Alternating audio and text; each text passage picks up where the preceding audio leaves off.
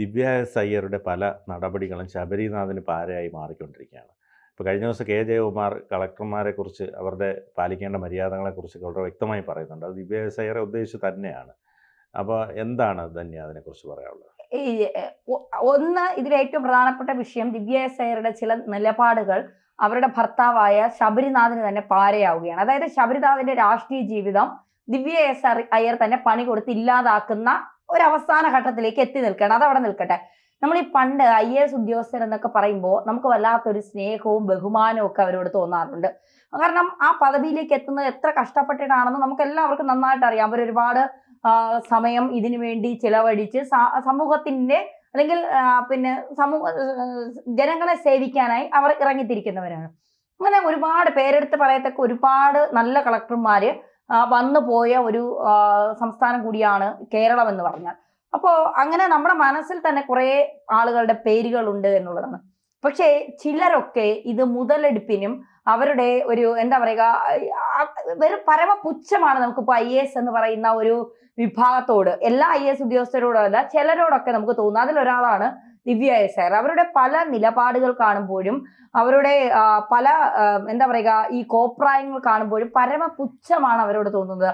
ഇതൊക്കെ കണ്ടിട്ടായിരിക്കണം ഏറ്റവും പ്രഗത്ഭനായ എല്ലാവരും ബഹുമാനിക്കുന്ന ജയകുമാർ IAS, അദ്ദേഹം ഇപ്പൊ IMGയുടെ ഡയറക്ടർ കൂടിയാണ്. അദ്ദേഹം കഴിഞ്ഞ ദിവസം ഈ IASകാരുടെ IASകാർക്കുള്ള മാർഗനിർദ്ദേശം എന്ന് പറയുന്ന ഒരു പരിപാടിയിൽ പങ്കെടുക്കുന്ന സമയത്ത് അദ്ദേഹം പറഞ്ഞത്, ക്യാമറ കണ്ണുകൾക്ക് മുൻപിൽ കിടന്ന് തുള്ളാതെ, ലൈം ലൈറ്റുകൾക്ക് മുന്നിൽ കിടന്ന് തുള്ളാതെ ഈ ഒരു ഫീൽഡിനെ അല്ലെങ്കിൽ ഒരു പ്രൊഫഷനെ അതിന്റെ അന്തസ്സ് നിങ്ങൾ കാത്തു സൂക്ഷിക്കണം, അതിന്റെ അന്തസ്സ് ഇല്ലാതാക്കുന്ന തരത്തിൽ നിങ്ങൾ നിൽക്കരുത് എന്ന് അദ്ദേഹം കൃത്യമായി എടുത്തു പറഞ്ഞു. നമുക്കറിയാം N പ്രശാന്തൻ എന്ന് പറയുന്ന ഒരു IAS ഉദ്യോഗസ്ഥനോടെ ഉണ്ട്. അദ്ദേഹം ഈ സർക്കാരിനെതിരെ നിരന്തര സോഷ്യൽ മീഡിയകളിൽ അല്ലെങ്കിൽ ഉദ്യോഗസ്ഥർ തമ്മിലുള്ള പോര് അത് നിരന്തര സോഷ്യൽ മീഡിയകളിൽ അറിയിച്ചുകൊണ്ടിരിക്കുന്നുണ്ട്.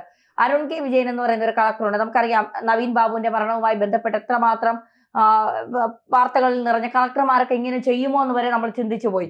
അതുപോലെ തന്നെയാണ് അങ്ങനെ പല കളക്ടർമാരും നമുക്കിടയിൽ ഉണ്ട് എന്നുള്ളതാണ്. പക്ഷേ നല്ല ഹരിത വി കുമാറിനെ പോലെ, രേണുരാജിനെ പോലെ, നൂഹിനെ പോലെ അങ്ങനെ നമുക്കിപ്പോ പേര് ഓർമ്മയില്ല, പല അങ്ങനെ നല്ല ഇപ്പൊ കൃഷ്ണരാജ് തേജ അങ്ങനെയല്ലേ അദ്ദേഹത്തിന്റെ പേര്, അദ്ദേഹത്തെ പോലെയൊക്കെ നല്ല കളക്ടർമാര് നമുക്കിടയിലേക്ക് വന്നിട്ടുമുണ്ട് പോയിട്ടുമുണ്ട് എന്നുള്ളതാണ്. പക്ഷേ ഈ ദിവ്യ എസ് അയ്യരെ കുറിച്ച് ഇപ്പോൾ ഉയർന്നു വരുന്ന വിഷയം എന്ന് പറയുന്നത് ദിവ്യ എസ് അയ്യർക്കെതിരെ 2 കേസുകളുണ്ട്.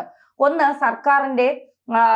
സർക്കാരിൽ ഉള്ള ഒരാള് പിന്നെ അതിൽ നിന്ന് പോയപ്പോൾ അദ്ദേഹത്തിന് അനുകൂലമായി ഇട്ട ഒരു പോസ്റ്റ് സർക്കാർ സർവീസിൽ ഇരിക്കുന്നവർ ചെയ്യുന്നതല്ല എന്നുള്ള പെരുമാറ്റച്ചട്ട ലംഘനം അനുസരിച്ചാണ് ഒരു കേസ്. ഒന്ന് സ്വകാര്യ വ്യക്തിക്ക് പട്ടയമില്ലാത്ത ഭൂമി പതിച്ചു നൽകി എന്നുള്ളതാണ് രണ്ടാമത്തെ കേസ്. ഇത് രണ്ടും ഇവർക്കെതിരെ വരുമെന്ന് കരുതിക്കൊണ്ടാണ് ഒരു പർട്ടിക്കുലർ സമയം എത്തിയപ്പോൾ ഭർത്താവിനെ പോലും തള്ളിക്കളഞ്ഞുകൊണ്ട് ആ കുടുംബത്തെ പോലും, ഒരു കോൺഗ്രസ് കുടുംബമാണ് ശബരിനാഥിന്റേത്. ശബരിനാഥിന്റെ അച്ഛൻ കാർത്തികേയൻ സാർ, അദ്ദേഹം വളരെ എന്താ പറയുക പ്രഗത്ഭനായ ഒരു രാഷ്ട്രീയക്കാരനായിരുന്നു. എന്ത് നിലപാടുകൾ കൃത്യമായി തുറന്നു പറയുന്ന, നിയമസഭാ സ്പീക്കറായൊക്കെ രാഷ്ട്രീയത്തിൽ തിളങ്ങി നിന്ന ഒരാളായിരുന്നു അദ്ദേഹം.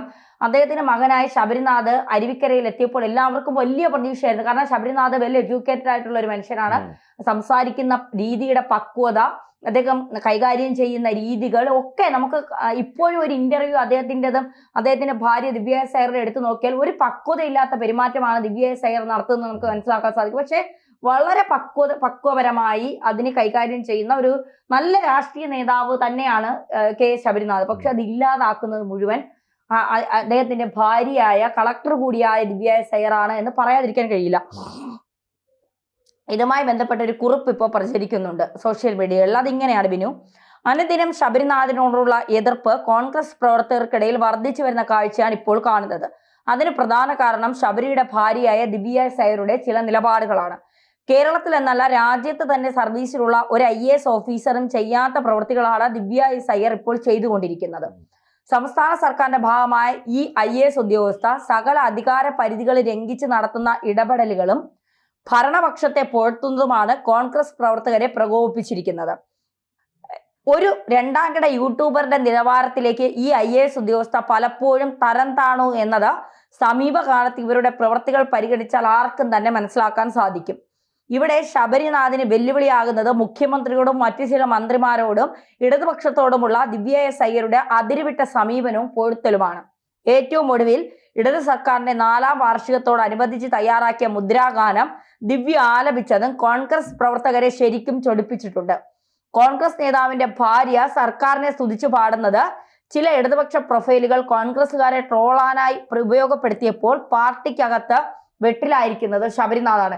ഈ ഗാനം പാടാനായി ആദ്യം ഹരിത വി കുമാറിനെ സമീപിച്ചപ്പോൾ അവർ തനിക്ക് പറ്റില്ല, തന്റെ ജോലിയുടെ ഭാഗമായി തനിക്കിത് ചെയ്യാൻ പറ്റില്ല എന്ന് പറഞ്ഞുകൊണ്ട് മാറിയപ്പോഴാണ് താൻ ഇത് ചെയ്തോളാം എന്ന് പറഞ്ഞ് ഇങ്ങോട്ട് വന്ന് ഇത് ഏറ്റുപിടിച്ചതാണ് ദിവ്യ എസ് അയ്യർ എന്ന് പറയുന്ന ഈ ശബരിനാഥിന്റെ ഭാര്യയായ ഈ കളക്ടർ.